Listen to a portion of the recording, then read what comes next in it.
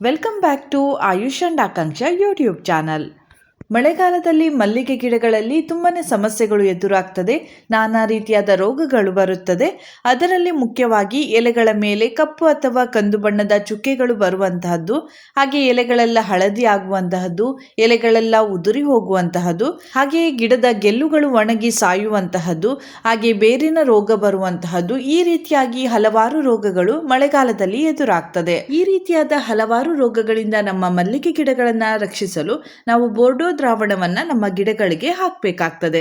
ನನಗೆ ಮಲ್ಲಿಗೆ ಕೃಷಿಯ ಬಗ್ಗೆ ಹೆಚ್ಚಿನ ಕುತೂಹಲ ಇರುವುದರಿಂದ ಮಲ್ಲಿಗೆ ಕೃಷಿಯ ಬಗ್ಗೆ ಹಲವಾರು ವಿಷಯಗಳನ್ನ ತಿಳಿದುಕೊಳ್ತಾ ಇರ್ತೇನೆ. ಹೀಗೆ ಹಲವಾರು ಕಡೆಯಿಂದ ಮಾಹಿತಿಯನ್ನು ಸಂಗ್ರಹಿಸುವಾಗ ಹೆಚ್ಚಿನ ಕಡೆ ಬೋರ್ಡೋ ದ್ರಾವಣದ ಬಗ್ಗೆ ಅವರು ತಿಳಿಸಿರ್ತಾರೆ. ಬೋರ್ಡೋ ದ್ರಾವಣ ಅಂದ್ರೆ ಏನು ಅಂತ ನನಗೆ ಆಗ ತಿಳಿದಿರಲಿಲ್ಲ. ಹಾಗಾಗಿ ಬೋರ್ಡೋ ದ್ರಾವಣದ ಬಗ್ಗೆ ನನಗೆ ತಿಳಿದುಕೊಳ್ಬೇಕು ಅನ್ನುವಂತಹ ಒಂದು ಕುತೂಹಲ ಇತ್ತು. ಸ್ಟಾರ್ಟಿಂಗಲ್ಲಿ ನಾನು ಅನ್ಕೊಳ್ತಾ ಇದ್ದೆ, ಈ ಬೋರ್ಡೋ ದ್ರಾವಣವನ್ನು ತಯಾರಿಸುವುದಾಗಲಿ ಗಿಡಗಳಿಗೆ ಸ್ಪ್ರೇ ಮಾಡುವುದಾಗಲಿ ತುಂಬ ಕಷ್ಟದ ಕೆಲಸ ಇರಬಹುದು, ಹಾಗೆ ಅದನ್ನು ತಯಾರಿಸಲು ತುಂಬ ಸಮಯ ಬೇಕಾಗಬಹುದು. ಈ ರೀತಿಯಾದ ಕೆಲವೊಂದು ತಪ್ಪು ಕಲ್ಪನೆಗಳು ನನ್ನ ತಲೆಯಲ್ಲಿತ್ತು. ಹಾಗಾಗಿ ನಾನು ಅದರ ಬಗ್ಗೆ ಹೆಚ್ಚಿಗೆ ಗಮನವನ್ನು ಹರಿಸದೆ ನನ್ನ ಗಿಡಗಳಿಗೆ ಅದನ್ನು ಹಾಕ್ತಾ ಇರಲಿಲ್ಲ. ಆದರೆ ಈಗ ನಾನು ಅದರ ಬಗ್ಗೆ ತಿಳಿದುಕೊಂಡಿದ್ದೇನೆ. ಹಾಗೆ ನನ್ನ ಗಿಡಗಳಿಗೆ ಅದನ್ನು ನಾನು ಕಳೆದ ವಾರ ಹಾಕಿದ್ದೇನೆ. ಅದರ ವಿಡಿಯೋವನ್ನು ಮಾಡಿದ್ದೇನೆ. ಅದನ್ನು ನಾನು ಈಗ ನಿಮ್ಮ ಜೊತೆ ಶೇರ್ ಮಾಡ್ಕೊಳ್ತೇನೆ. ನನಗೆ ಯಾವ ರೀತಿಯಲ್ಲಿ ಬೋರ್ಡೋ ದ್ರಾವಣದ ಬಗ್ಗೆ ಹೆಚ್ಚಿನ ಮಾಹಿತಿ ಇರಲಿಲ್ಲ, ಅದೇ ರೀತಿಯಾಗಿ ಹಲವಾರು ಜನರಿಗೆ ಇದರ ಬಗ್ಗೆ ಮಾಹಿತಿ ಇರಲಿಕ್ಕಿಲ್ಲ. ಹಾಗಾಗಿ ಇದರ ಬಗ್ಗೆ ಒಂದು ವಿಡಿಯೋ ಮಾಡಿ ತೋರಿಸಿದಾಗ ಕೆಲವರಿಗಾದರೂ ಹೆಲ್ಪ್ ಆಗ್ತದೆ ಅನ್ನುವಂತಹ ಉದ್ದೇಶದಿಂದ ಈ ವಿಡಿಯೋವನ್ನು ಮಾಡ್ತಾ ಇದ್ದೇನೆ. ಬನ್ನಿ ಮೊದಲಿಗೆ ಬೋರ್ಡೋ ದ್ರಾವಣ ಅಂದರೆ ಏನು ಅಂತ ತಿಳಿದುಕೊಳ್ಳೋಣ. ಇಲ್ಲಿ ನಿಮಗೆ ಗಿಡಗಳಿಗೆ ಹಾಕುವಂತಹ 3 ಪ್ರಾಡಕ್ಟ್ಗಳು ಕಾಣಿಸ್ತಾ ಇದೆ. ಮೊದಲಿಗೆ ಇರುವಂತಹದ್ದು ಕಾಪರ್ ಸಲ್ಫೇಟ್ ಅಥವಾ ಮೈಲ್ತುತ್ತು, ಎರಡನೆಯದಾಗಿರುವಂತಹದ್ದು ಯುನಿಲೈಮ್, ಹಾಗೆ ಮೂರನೆಯದಾಗಿರುವಂತಹದ್ದು ಸ್ಟಿಕ್ಕಾನ್ ಅಂತ. ಈ 3 ಪ್ರಾಡಕ್ಟನ್ನು ಒಟ್ಟಿಗೆ ಹಾಕಿ ನೀರಿನಲ್ಲಿ ಕಲಸಿ ಮಾಡುವಂತಹ ದ್ರಾವಣವನ್ನು ಬೋರ್ಡೋ ದ್ರಾವಣ ಅಂತ ಹೇಳ್ತಾರೆ. ಇದು ನೋಡಿ ಕಾಪರ್ ಸಲ್ಫೇಟ್. ಇದನ್ನು ನಾನು ಈಗಾಗಲೇ ನನ್ನ ಗಿಡಗಳಿಗೆ ಹಾಕಿದ್ದೇನೆ, ನೀವು ಕೂಡ ನೋಡಿರಬಹುದು. ಇದರ ಒಂದು ಬೆಲೆ ನೋಡಿ 1 kg 650 ರೂಪಾಯಿ ಇದೆ.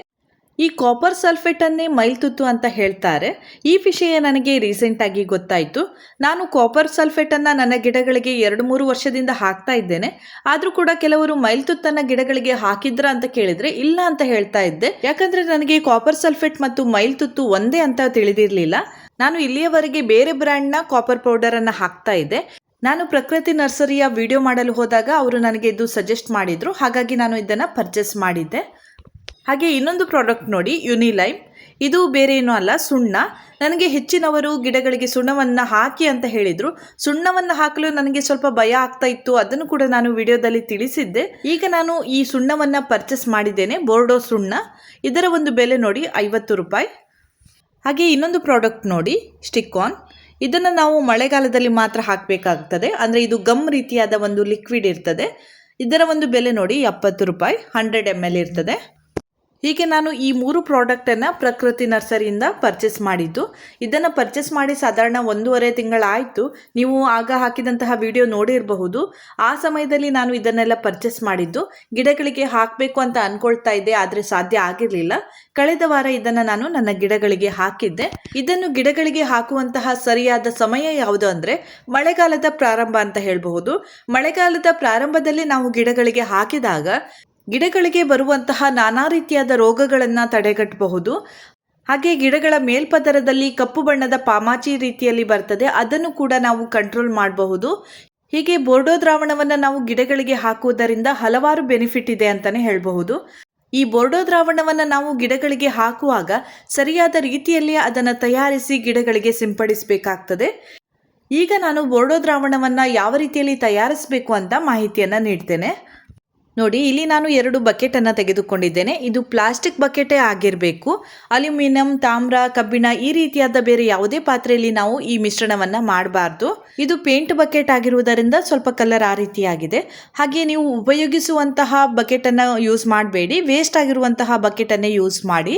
ನಾವು ಬೋರ್ಡೋ ದ್ರಾವಣವನ್ನು ತಯಾರಿಸುವಾಗ ಸರಿಯಾದ ಅಳತೆಯಲ್ಲೇ ನಾವು ಅದನ್ನು ಮಾಡಬೇಕಾಗ್ತದೆ. ನಾವು ಗಿಡಗಳಿಗೆ ಸ್ಪ್ರೇ ಮಾಡುವಾಗ ಒಂದು ವೇಳೆ 2 ಮೆಡಿಸಿನ್ ಏನಾದರೂ ಇದ್ದರೆ ಎರಡನ್ನು ಒಟ್ಟಿಗೆ ಹಾಕಿ ಅದನ್ನು ಸರಿಯಾಗಿ ಮಿಕ್ಸ್ ಮಾಡಿಕೊಂಡು ಗಿಡಗಳಿಗೆ ಸ್ಪ್ರೇ ಮಾಡ್ತೇವೆ. ಆದರೆ ಇದನ್ನು ಆ ರೀತಿಯಾಗಿ ಮಾಡಬಾರ್ದು.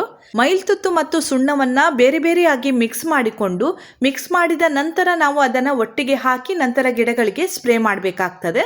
ಅಂದರೆ ನಾವು ಇಲ್ಲಿ ಬೋರ್ಡೋ ದ್ರಾವಣವನ್ನು ತಯಾರಿಸುವಾಗ 2 ಸಪರೇಟ್ ಆದ ಬಕೆಟನ್ನು ತೆಗೆದುಕೊಳ್ಬೇಕಾಗ್ತದೆ.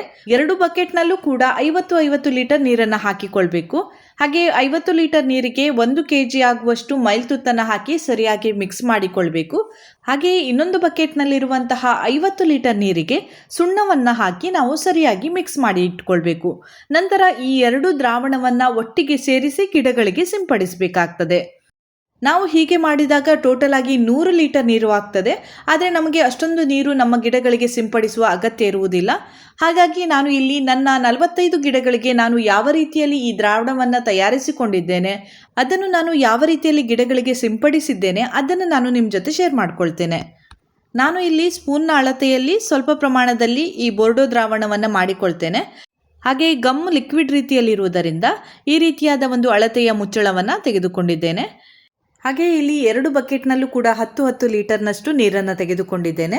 ಟೋಟಲ್ ಆಗಿ 20 ಲೀಟರ್ ನೀರು ಇದೆ. ಈಗ 10 ಲೀಟರ್ ನೀರಿಗೆ ಎಷ್ಟು ಪ್ರಮಾಣದಲ್ಲಿ ಸುಣ್ಣವನ್ನು ಹಾಕಬೇಕು ಅಂತ ತಿಳಿಸ್ತೇನೆ. ಮೈಲುತುತ್ತಿಗೆ ಕಂಪೇರ್ ಮಾಡಿದಾಗ ಸುಣ್ಣವು ಸ್ವಲ್ಪ ಹಗುರ ಆಗಿರ್ತದೆ. ಹಾಗಾಗಿ ನಾವು ಈ ಸುಣ್ಣವನ್ನು 10 ಲೀಟರ್ ನೀರಿಗೆ ಹಾಕುವಾಗ ಸಾಧಾರಣ 15ರಿಂದ 16 ಸ್ಪೂನ್ನಷ್ಟು ಸುಣ್ಣವನ್ನು ಹಾಕಬೇಕಾಗ್ತದೆ.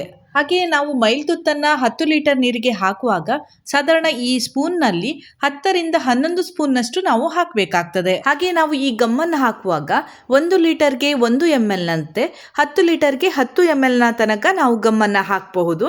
ಹಾಗೆ ಗ್ರಾಮ್ ಲೆಕ್ಕದಲ್ಲಿ ಹೇಳಬೇಕಂದ್ರೆ 1 ಬಕೆಟ್ನಲ್ಲಿರುವ 10 ಲೀಟರ್ ನೀರಿಗೆ 200 ಗ್ರಾಮ್ನಷ್ಟು ಸುಣ್ಣವನ್ನು ಹಾಕಬೇಕಾಗ್ತದೆ. ಇನ್ನೊಂದು ಬಕೆಟ್ನಲ್ಲಿರುವಂತಹ 10 ಲೀಟರ್ ನೀರಿಗೆ 200 ಗ್ರಾಮ್ನಷ್ಟು ಮೈಲ್ತುತ್ತನ್ನು ಹಾಕಬೇಕಾಗ್ತದೆ. ಹಾಗೆ ಇಲ್ಲಿ ನಾನು ಇನ್ನೊಮ್ಮೆ ಹೇಳ್ತಾ ಇದ್ದೇನೆ, ಇದನ್ನು ಮಿಕ್ಸ್ ಮಾಡುವಾಗ ಬೇರೆ ಬೇರೆ ಬಕೆಟ್ನಲ್ಲಿ ಬೇರೆ ಬೇರೆಯಾಗಿ ಮಿಕ್ಸ್ ಮಾಡಿಕೊಳ್ಬೇಕಾಗ್ತದೆ. ಹೀಗೆ ನಾನು 15ರಿಂದ 16 ಸ್ಪೂನ್ನಷ್ಟು ಸುಣ್ಣವನ್ನು ಹಾಕ್ತಾ ಇದ್ದೇನೆ. ಹಾಗೆ ಮೈಲ್ತುತ್ತನ್ನು 10ರಿಂದ 11 ಸ್ಪೂನ್ನಷ್ಟು ಹಾಕ್ತಾ ಇದ್ದೇನೆ. ಇದೆರಡನ್ನು ಕೂಡ ನಾನು ಸಪ್ರೇಟಾಗಿ ಮಿಕ್ಸ್ ಮಾಡಿಕೊಳ್ತಾ ಇದ್ದೇನೆ. ನೋಡಿ, ಈ ರೀತಿಯಾಗಿ ಇರ್ತದೆ. ನಾನು ಕಳೆದ ಬಾರಿ ಹಾಕಿದಂತಹ ಒಂದು ಕಾಪರ್ ಸಲ್ಫೇಟ್ ಕೂಡ ಇದೇ ರೀತಿಯಾಗಿತ್ತು. ಅದನ್ನು ನಾನು ವಿಡಿಯೋದಲ್ಲಿ ತೋರಿಸಿದ್ದೆ. ಹೀಗೆ ನಾವು ಮಿಕ್ಸ್ ಮಾಡುವಾಗಲೂ ಕೂಡ ಪೈಪ್ನ ಸಹಾಯದಿಂದ ಅಥವಾ ಪ್ಲಾಸ್ಟಿಕ್ನ ಏನಾದರೂ ಒಂದು ಕೋಲು ಇದ್ದರೆ ಅದರ ಸಹಾಯದಿಂದಲೇ ಮಾಡಬೇಕು. ನೋಡಿ, ಈ ರೀತಿಯಾಗಿ ನಾನು ಸರಿಯಾಗಿ ಮಿಕ್ಸ್ ಮಾಡಿಕೊಳ್ತಾ ಇದ್ದೇನೆ. ಇದೇ ರೀತಿಯಾಗಿ ಇನ್ನೊಂದು ಬಕೆಟ್ನಲ್ಲಿ ಹಾಕಿರುವಂತಹ ಮೈಲ್ತುತ್ತನ್ನು ಕೂಡ ನಾನು ಮಿಕ್ಸ್ ಮಾಡಿಕೊಳ್ತೇನೆ. ಈ ರೀತಿಯಾಗಿ ಎರಡನ್ನು ಮಿಕ್ಸ್ ಮಾಡಿದ ನಂತರ ಎರಡನ್ನು ಕೂಡ ಒಂದೇ ಬಕೆಟ್ನಲ್ಲಿ ಹಾಕಿ ಮತ್ತೊಮ್ಮೆ ಮಿಕ್ಸ್ ಮಾಡಿ ನೀವು ಸ್ಪ್ರೇ ಬಾಟಲಿಗೆ ಹಾಕಿ ನೀವು ಸ್ಪ್ರೇ ಮಾಡಬೇಕಾಗ್ತದೆ. ನನ್ನ ಬಳಿ ದೊಡ್ಡ ಬಕೆಟ್ ಇಲ್ಲದೇ ಇದ್ದ ಕಾರಣ ಎರಡನ್ನು ಕೂಡ ಸ್ವಲ್ಪ ಸ್ವಲ್ಪ ಪ್ರಮಾಣದಲ್ಲಿ ನನ್ನ ಸ್ಪ್ರೇ ಮಿಷನ್ಗೆ ಹಾಕಿ ನಾನು ಸ್ಪ್ರೇ ಮಾಡಿಕೊಂಡಿದ್ದೇನೆ. ಇದೆರಡನ್ನ ಒಟ್ಟಿಗೆ ಹಾಕಿ ಮಿಕ್ಸ್ ಮಾಡಿದಾಗ ಬೋರ್ಡೋ ದ್ರಾವಣ ರೆಡಿ ಆಗ್ತದೆ. ನಾವು ಬೋರ್ಡೋ ದ್ರಾವಣವನ್ನು ತಯಾರಿಸಿದ ನಂತರ ನಾವು ಮಾಡಿದಂತಹ ದ್ರಾವಣ ಸರಿಯಾಗಿದೆಯಾ ಇಲ್ವಾ ಅಂತ ಒಮ್ಮೆ ಪರೀಕ್ಷಿಸಬೇಕಾಗ್ತದೆ.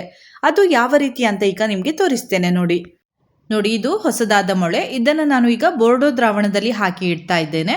ಅಂದರೆ ಮೈಲ್ತುತ್ತನ್ನು ಹಾಕಿದಂತಹ ನೀರು ಹಾಗೆ ಸುಣ್ಣದ ನೀರು 2 ನೀರನ್ನು ಮಿಕ್ಸ್ ಮಾಡಿದಂತಹ ದ್ರಾವಣ ಇದು ಬೋರ್ಡೋ ದ್ರಾವಣ. ಅದರಲ್ಲಿ ಮೊಳೆಯನ್ನು ನಾನು 2 ನಿಮಿಷಗಳ ಕಾಲ ಹಾಗೆ ಹಾಕಿ ಇಟ್ಟಿದ್ದೇನೆ. 2 ನಿಮಿಷದ ನಂತರ ಆ ಮೊಳೆಯನ್ನು ನಾವು ಹೊರಗಡೆ ತೆಗೆದು ನೋಡಿದಾಗ ಆ ಮೊಳೆಯಲ್ಲಿ ಕೆಂಪು ಬಣ್ಣದ ಯಾವುದಾದ್ರೂ ಒಂದು ಲೇಪನ ಏನಾದರೂ ಬಂದಿದ್ದಲ್ಲಿ ನಾವು ಮಾಡಿದಂತಹ ಮಿಶ್ರಣ ಸರಿಯಾಗಿಲ್ಲ ಅಂತ ಅರ್ಥ. ನೋಡಿ, ಈ ಮೊಳೆಯಲ್ಲಿ ಕೆಂಪು ಬಣ್ಣದ ಮೇಲ್ಪದರ ಬಂದಿಲ್ಲ, ಅಂದರೆ ಅದು ತುಕ್ಕು ಹಿಡಿದಂತೆ ಆಗ್ತಾ ಇತ್ತು. ಆದರೆ ಇದರಲ್ಲಿ ಆ ರೀತಿ ಆಗಿಲ್ಲ, ಅಂದರೆ ನಾನು ಮಾಡಿದಂತಹ ಮಿಶ್ರಣ ಸರಿಯಾಗಿದೆ ಅಂತ ಅರ್ಥ. ಒಂದು ವೇಳೆ ಮೊಳೆಯ ಮೇಲ್ಪದರದಲ್ಲಿ ಕೆಂಪು ಬಣ್ಣ ಬಂದಿದ್ದಲ್ಲಿ, ಅಂದರೆ ತುಕ್ಕು ಹಿಡಿದಂತೆ ಆಗಿದ್ದಲ್ಲಿ, ನಾವು ಮಾಡಿದಂತಹ ಬೋರ್ಡೋ ದ್ರಾವಣದಲ್ಲಿ ಸುಣ್ಣದ ಅಂಶ ಸ್ವಲ್ಪ ಕಡಿಮೆ ಆಗಿದೆ ಅಂತ ಅರ್ಥ. ಆಗ ನೀವು ಸ್ವಲ್ಪ ಸುಣ್ಣವನ್ನು ಆ ಮಿಶ್ರಣಕ್ಕೆ ಸೇರಿಸಿ ನಂತರ ನೀವು ಗಿಡಗಳಿಗೆ ಸ್ಪ್ರೇ ಮಾಡಬೇಕಾಗ್ತದೆ. ಇಲ್ಲಿ ನಾನು ಹೇಳಿದಂತಹ ಅಳತೆಯಲ್ಲೇ ಮಾಡಿದಾಗ ನಿಮಗೆ ಈ ದ್ರಾವಣ ಸರಿಯಾದ ಒಂದು ರೀತಿಯಲ್ಲಿ ರೆಡಿ ಆಗ್ತದೆ. ಇದೇ ಒಂದು ಪ್ರಮಾಣದಲ್ಲಿ ನೀವು ಸುಣ್ಣ ಹಾಗೂ ಮೈಲ್ತುತ್ತನ್ನು ಹಾಕಿ ಈ ಮಿಶ್ರಣವನ್ನು ತಯಾರಿಸಿಕೊಳ್ಳಿ. ಇಲ್ಲಿ ನಾನು ಆವಾಗ ಹೇಳಿದಂತೆ ನನ್ನ ಬಳಿ ದೊಡ್ಡ ಬಕೆಟ್ ಇಲ್ಲದೇ ಇದ್ದ ಕಾರಣ ಎರಡನ್ನು ಕೂಡ ಸಮ ಪ್ರಮಾಣದಲ್ಲಿ ನಾನು ಕ್ಯಾನ್ಗೆ ಹಾಕ್ತಾ ಇದ್ದೇನೆ. ನೋಡಿ, ಹಾಗೆ ಈ ರೀತಿಯಾಗಿ ನಾವು ಮಿಕ್ಸ್ ಮಾಡಿ ಇಟ್ಟಂತಹ ಬೋರ್ಡೋ ದ್ರಾವಣವನ್ನು ನಾವು 24 ಗಂಟೆಯ ಒಳಗೆ ನಮ್ಮ ಗಿಡಗಳಿಗೆ ಸ್ಪ್ರೇ ಮಾಡಬೇಕಾಗ್ತದೆ. ಅಂದರೆ ನಾವು ಮಾಡಿದ ಕೂಡಲೇ ಗಿಡಗಳಿಗೆ ಸ್ಪ್ರೇ ಮಾಡಿದರೆ ತುಂಬ ಒಳ್ಳೆಯದು. ಕೆಲವೊಮ್ಮೆ ನಾವು ಗಿಡಗಳಿಗೆ ಸ್ಪ್ರೇ ಮಾಡಬೇಕು ಅಂತ ಬೆಳಗ್ಗೆಯ ಒಂದು ಸಮಯದಲ್ಲಿ ಇದನ್ನು ಮಿಕ್ಸ್ ಮಾಡಿ ಇರ್ತೇವೆ, ಆದರೆ ಬೇರೆ ಏನೋ ಕಾರಣದಿಂದ ನಮಗೆ ಅದನ್ನು ಸ್ಪ್ರೇ ಮಾಡಲಿಕ್ಕೆ ಆಗಿರುವುದಿಲ್ಲ. ಆ ಒಂದು ಸಂದರ್ಭದಲ್ಲಿ ನೀವು ಸಂಜೆಯ ಟೈಮಲ್ಲಿ, ಅಂದರೆ ಅದೇ ದಿನದ ಸಂಜೆಯ ಟೈಮಲ್ಲಿ ನೀವು ಗಿಡಗಳಿಗೆ ಸ್ಪ್ರೇ ಮಾಡಬಹುದು. ಆದರೆ ಈ ಮಿಶ್ರಣವನ್ನು ಮಾಡಿಟ್ಟಂತಹ ನೆಕ್ಸ್ಟ್ ಡೇ ನೀವು ಗಿಡಗಳಿಗೆ ಇದನ್ನು ಸ್ಪ್ರೇ ಮಾಡಲಿಕ್ಕೆ ಹೋಗಬೇಡಿ. ಅದೇ ದಿನ ಬೆಳಗ್ಗೆಯಿಂದ ಸಂಜೆಯ ತನಕ ನೀವು ಗಿಡಗಳಿಗೆ ಸ್ಪ್ರೇಯನ್ನು ಮಾಡಬಹುದು. ನಾನು ಈಗ 2 ದ್ರಾವಣವನ್ನು ಒಟ್ಟಿಗೆ ಸಮ ಪ್ರಮಾಣದಲ್ಲಿ ಕ್ಯಾನ್ಗೆ ಹಾಕಿದ ನಂತರ ಗಮ್ಮನ್ನು ಹಾಕಿಕೊಳ್ತಾ ಇದ್ದೇನೆ. 3 ಲೀಟರ್ನ ಸ್ಪ್ರೇ ಕ್ಯಾನ್ ಆಗಿರುವುದರಿಂದ ಇಲ್ಲಿ ನಾನು 3 ರಿಂದ 4 ml ನಷ್ಟು ಗಮ್ಮನ್ನು ಹಾಕಿಕೊಳ್ತಾ ಇದ್ದೇನೆ. ನೋಡಿ, ಇದರಲ್ಲಿ ಹಾಕಿಕೊಂಡು ಈಗ ನಾನು ಸರಿಯಾಗಿ ಮಿಕ್ಸ್ ಮಾಡಿಕೊಂಡು ನಾನು ಗಿಡಗಳಿಗೆ ಸ್ಪ್ರೇ ಮಾಡ್ತೇನೆ. ಇದನ್ನು ಕೂಡ ನಾನು ಪ್ಲಾಸ್ಟಿಕ್ನ ಒಂದು ಕೋಲಿನಿಂದ ಅಥವಾ ಪೈಪ್ನಿಂದ ಈ ರೀತಿಯಾಗಿ ಮಿಕ್ಸ್ ಮಾಡಿಕೊಳ್ತಾ ಇದ್ದೇನೆ. ನೀವು ಸುಣ್ಣದ ದ್ರಾವಣ ಹಾಗೆ ಮೈಲ್ತುತ್ತಿನ ದ್ರಾವಣವನ್ನು ಒಂದೇ ದೊಡ್ಡ ಬಕೆಟ್ಗೆ ಹಾಕಿಕೊಂಡು ಅದಕ್ಕೆ ಗಮ್ಮನ್ನು ಹಾಕಿ ಸರಿಯಾಗಿ ಮಿಕ್ಸ್ ಮಾಡಿಕೊಂಡು ಸ್ಪ್ರೇ ಕ್ಯಾನ್ಗೆ ಹಾಕಿ ನಂತರ ಗಿಡಗಳಿಗೆ ಸ್ಪ್ರೇ ಮಾಡಿದರೆ ತುಂಬ ಒಳ್ಳೆಯದು. ನನ್ನ ಬಳಿ ದೊಡ್ಡ ಬಕೆಟ್ ಇಲ್ಲದೇ ಇದ್ದ ಕಾರಣ ನಾನು ಈ ರೀತಿಯಾಗಿ ಮಾಡ್ತಾ ಇದ್ದೇನೆ ಅಂತ ಆವಾಗಲೇ ಹೇಳಿದ್ದೇನೆ. ಹಾಗೆ ನೋಡಿ, ಗಿಡದ ಪ್ರತಿಯೊಂದು ಭಾಗಕ್ಕೂ ಕೂಡ ನಾನು ಇಲ್ಲಿ ಸರಿಯಾಗಿ ಸ್ಪ್ರೇಯನ್ನು ಮಾಡ್ತಾ ಇದ್ದೇನೆ. ಸ್ವಲ್ಪ ಜಾಸ್ತಿಯೇ ಸ್ಪ್ರೇ ಮಾಡಬೇಕು. ನಾವು ಕೀಟನಾಶಕವನ್ನು ಮೇಲೆ ಸ್ಪ್ರೇ ಮಾಡ್ತೇವೆ, ಆದರೆ ಇದನ್ನು ಸರಿಯಾಗಿ ನೀರು ಇಳಿದು ಹೋಗುವಷ್ಟು ಸ್ಪ್ರೇಯನ್ನು ಮಾಡಬೇಕಾಗ್ತದೆ. ಇದನ್ನು ಎಷ್ಟು ದಿನಕ್ಕೊಮ್ಮೆ ಗಿಡಗಳಿಗೆ ಹಾಕಬಹುದು ಅಂದರೆ 45 ದಿನಕ್ಕೊಮ್ಮೆ ನೀವು ಗಿಡಗಳಿಗೆ ಇದನ್ನು ಸ್ಪ್ರೇ ಮಾಡಬಹುದು. ಒಂದು ವೇಳೆ ನಿಮ್ಮ ಗಿಡಗಳಲ್ಲಿ ತುಂಬ ಪ್ರಾಬ್ಲಮ್ಸ್ಗಳು ಎದುರಾಗ್ತಾ ಇದ್ದರೆ ನೀವು ತಿಂಗಳಿಗೊಮ್ಮೆ ಬೇಕಾದರೆ ಇದನ್ನು ಸ್ಪ್ರೇ ಮಾಡಬಹುದು. ಮಳೆಗಾಲದಲ್ಲಿ ಇದನ್ನು ಸ್ಪ್ರೇ ಮಾಡಿದರೆ ಒಳ್ಳೆಯದು. ಬೇಸಿಗೆಯಲ್ಲಿ ಇದನ್ನು ಸ್ಪ್ರೇ ಮಾಡುವ ಅಗತ್ಯ ಇರುವುದಿಲ್ಲ. ತುಂಬ ಬಿಸಿಲಿರುವಾಗ ಹಾಗೆ ಕಂಟಿನ್ಯೂಸ್ ಆಗಿ ಮಳೆ ಬರುತ್ತಿರುವಾಗ ಇದನ್ನು ಸ್ಪ್ರೇ ಮಾಡಲಿಕ್ಕೆ ಹೋಗಬೇಡಿ. ಮಳೆ ನಿಂತು 1 ಗಂಟೆಯ ನಂತರ ಇದನ್ನು ಸ್ಪ್ರೇ ಮಾಡಿ. ನಾವು ಗಮ್ಮನ್ನು ಹಾಕಿರುವುದರಿಂದ ಅರ್ಧ ಗಂಟೆ ಸ್ವಲ್ಪ ಬಿಸಿಲು ಬಂದರೆ ಸಾಕಾಗ್ತದೆ. ಒಂದು ವೇಳೆ ಗಮ್ಮನ್ನು ಹಾಕದೆ ಹಾಗೆ ಸ್ಪ್ರೇ ಮಾಡಿದ್ದಲ್ಲಿ ಸಾಧಾರಣ 2 ಗಂಟೆಗಳ ಕಾಲ ಬಿಸಿಲು ಬೇಕೇ ಆಗ್ತದೆ. ಮಳೆಗಾಲದ ಪ್ರಾರಂಭದಲ್ಲೇ ಇದನ್ನು ನಾವು ಗಿಡಗಳಿಗೆ ಹಾಕುವುದರಿಂದ ಮಲ್ಲಿಗೆ ಗಿಡಗಳಿಗೆ ನಾನಾ ರೀತಿಯಾದ ರೋಗಗಳು ಬಾರದಂತೆ ನಾವು ನೋಡಿಕೊಳ್ಳಬಹುದು. ಈ ವರ್ಷ ನನ್ನ ಗಿಡಗಳಿಗೆ ಇದನ್ನು ಹಾಕುವಾಗ ಸ್ವಲ್ಪ ತಡವಾಗಿ ಹಾಕಿದ್ದೇನೆ, ಆದರೆ ಮುಂದಿನ ವರ್ಷ ನಾನು ಮಳೆಗಾಲದ ಪ್ರಾರಂಭದಲ್ಲೇ ಇದನ್ನು ಹಾಕ್ತೇನೆ. ನೀವು ಕೂಡ ಇದನ್ನು ನಿಮ್ಮ ಗಿಡಗಳಿಗೆ ಹಾಕಬಹುದು. ಈಗಾಗಲೇ ಮಳೆಗಾಲ ಮುಗಿಯುವಂತಹ ಒಂದು ಸಮಯ ಆಗಿದೆ. ಹಾಗಾಗಿ ನಮ್ಮ ಗಿಡಗಳು ಸ್ವಲ್ಪ ವೀಕ್ ಆಗಿರ್ತದೆ, ಹಾಗೆ ಗಿಡಗಳಿಗೆ ನಾನಾ ರೀತಿಯಾದ ರೋಗಗಳು ಬಂದಿರ್ತದೆ. ಈಗ ನಾವು ಈ ಬೋರ್ಡೋ ದ್ರಾವಣವನ್ನು ನಮ್ಮ ಗಿಡಗಳಿಗೆ ಹಾಕುವುದರಿಂದ ಗಿಡಗಳಿಗೆ ಬಂದಂತಹ ನಾನಾ ರೀತಿಯಾದ ರೋಗಗಳನ್ನು ಸ್ವಲ್ಪ ಮಟ್ಟಿಗೆ ಕಡಿಮೆ ಮಾಡಬಹುದು. ಇಂದಿನ ಈ ವಿಡಿಯೋದಲ್ಲಿ ಬೋರ್ಡೋ ದ್ರಾವಣ ಅಂದರೆ ಏನು, ಅದನ್ನು ಯಾವ ರೀತಿಯಲ್ಲಿ ತಯಾರಿಸಬೇಕು, ಎಷ್ಟು ಪ್ರಮಾಣದಲ್ಲಿ ಮೈಲ್ತುತ್ತು ಮತ್ತು ಸುಣ್ಣವನ್ನು ನಾವು ಹಾಕಿ ಈ ಮಿಶ್ರಣವನ್ನು ತಯಾರಿಸಬೇಕು, ಹಾಗೆ ಅದನ್ನು ಯಾವ ರೀತಿಯಲ್ಲಿ ಗಿಡಗಳಿಗೆ ಸ್ಪ್ರೇ ಮಾಡಬೇಕು, ಈ ಎಲ್ಲ ವಿಷಯಗಳ ಬಗ್ಗೆ ನನಗೆ ತಿಳಿದಷ್ಟು ಮಾಹಿತಿಯನ್ನು ನೀಡಿದ್ದೇನೆ.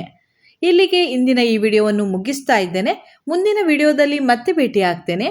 ಇಂದಿನ ಈ ವಿಡಿಯೋ ನಿಮಗೆ ಇಷ್ಟ ಆದರೆ ಲೈಕ್ ಮಾಡಿ, ಶೇರ್ ಮಾಡಿ, ಹಾಗೆಯೇ ಸಬ್ಸ್ಕ್ರೈಬ್ ಮಾಡೋದನ್ನು ಮರಿಬೇಡಿ.